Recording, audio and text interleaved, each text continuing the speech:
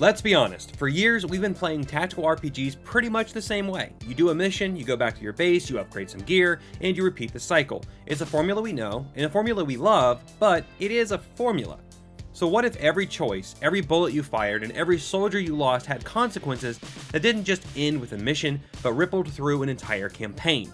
The developers behind the brutally brilliant Battle Brothers, Overhype Studios, are back with a new sci-fi tactics game called Menace.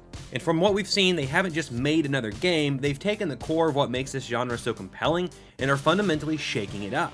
In this video, I'm going to show you how chained missions, a whole new level of squad customization, and real consequences are setting a new standard for tactical RPGs. Before we look at the future though, we have to talk about the past. Overhype Studios earned a permanent spot in the hearts of strategy gamers with Battle Brothers. It was a game defined by its grit, its procedural storytelling, and its absolutely unforgiving difficulty. It was a masterclass in emergent narrative where the stories of your mercenary company weren't written for you, but were born from your victories, your defeats, and your desperate gambles. Every choice mattered because survival was never, ever guaranteed. Now Overhype is taking those brutal lessons and launching them into space with Menace, a turn-based tactical RPG set in the lawless Wayback System. You lead a strike force of Marines, misfits, and mercenaries answering distress calls on worlds plagued by pirates, corrupt corporations, and a mysterious new alien threat. But this isn't just Battle Brothers with a sci-fi paint job. It's a ground-up evolution moving from 2D sprites to a fully 3D battlefield and introducing layers of mechanical depth that feel like a direct response to the genre's biggest traditions.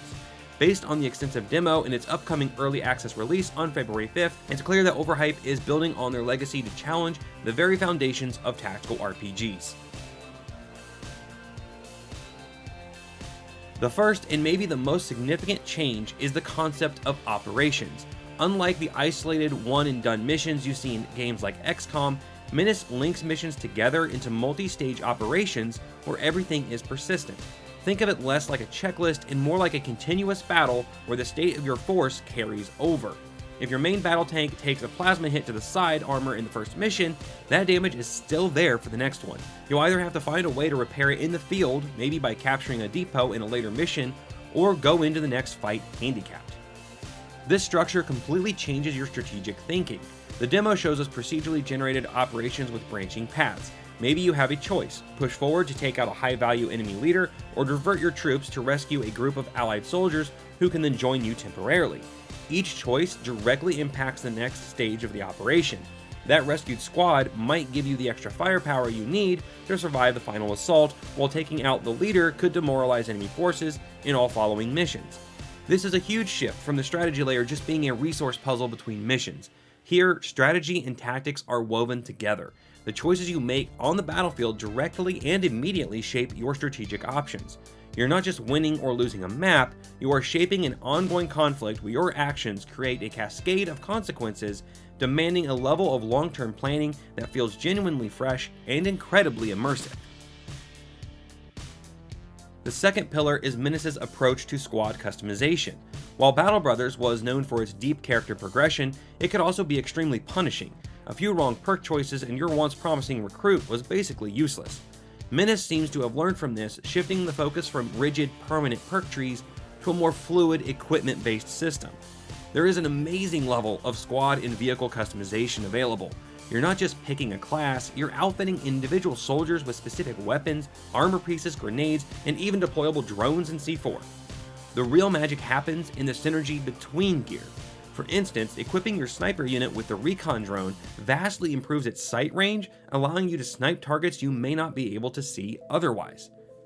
Perks are still in the game, and depending on the ones you take for each squad leader, their squad can become better at different tasks. For instance, there is a perk that increases the damage a squad does to vehicles, so giving this squad anti-tank weapons makes them an excellent counter to any enemy vehicles you might find. Crucially, rebuilding squads to adapt to new threats doesn't seem to have a crippling penalty, encouraging you to experiment. In fact, in the demo, we were even able to undo perk choices and be refunded half of their cost, and this, of course, is in addition to being able to completely change a squad's loadout between missions. This is a massive quality of life improvement that gives you the flexibility to adapt without fearing you'll permanently ruin your favorite soldiers.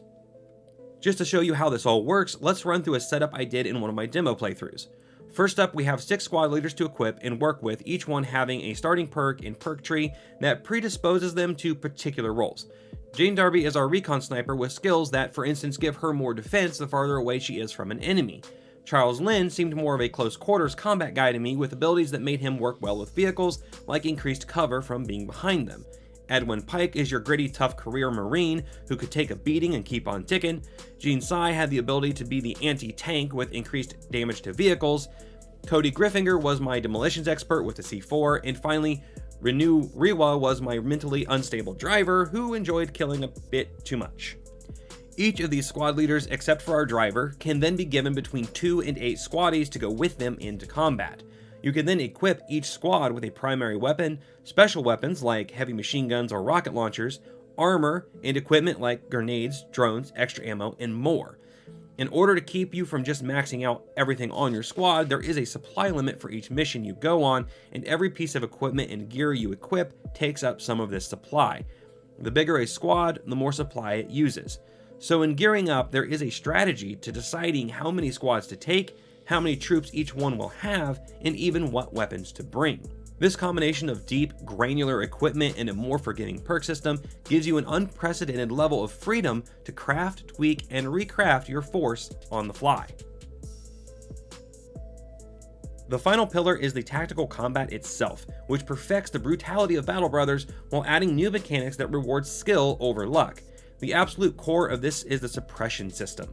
Unlike in other games where it's a minor debuff, suppression in Menace is a central part of combat. Heavy weapons can fill a suppression meter on enemies, and if you max it out, that unit is forced prone and will even skip their turn. A single well-placed machine gun can pin down multiple enemies at once. This completely transforms the battlefield. It's no longer just about who deals the most damage, it's about controlling space, pinning enemies in bad positions, and creating openings for your flankers to move in for the kill. The frustration of a missed shot is lessened when that miss still contributes to suppressing the target, making every bullet feel more impactful. Menace also changes up the turn structure.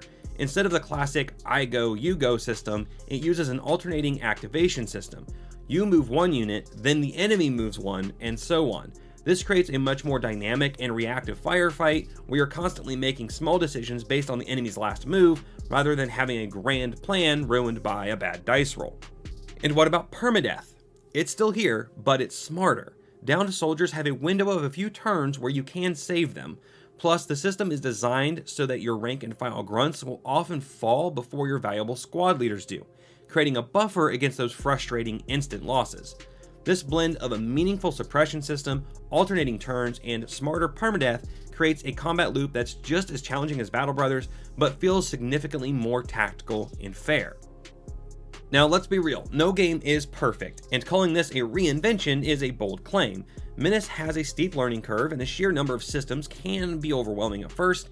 Also, the early access version launching on February 5th won't have the full story-driven campaign yet. The focus is on the procedural operations and core mechanics. There is, of course, a lot more balancing and other issues that will have to be worked out as well. Just for one example from the demo, the difficulty options seem to only really change the amount of supply you have, meaning you have less resources to take into battle, sure, but the actual combat doesn't seem to change. The AI isn't any smarter, the enemies don't do more damage or suppress you easier, so more balancing will be needed for sure. However, even in its early state, Menace makes a powerful statement. It's a game that respects your intelligence, trusts you with complex systems, and rewards you with a depth of choice that's a cut above its peers. The move to persistent, chained operations is a genuine evolution for the genre. The fluid, equipment-based customization offers incredible freedom, and the combat centered on that brilliant suppression mechanic makes every firefight a tense, tactical puzzle. For an example, in this fight here where we have to break through the heavily fortified pirate lines and extract on the other side, I played it the first time quite poorly, getting pinned down by enemy fire and turrets, unable to successfully advance through anything but attritional warfare. The second time I played this map, I was much smarter. Not only had I saved some local units in an earlier mission that lent me a hand here, but I also made effective use of smoke screens to move up and get my anti-tank units up close where we could take out the heavy gun emplacement that gave me so much trouble the first time around. Thinking more tactically and using grounded military tactics allowed me to quickly take out the biggest threat and then move to mop up the enemy forces with all of my units supporting each other rather than being spread out on a large front.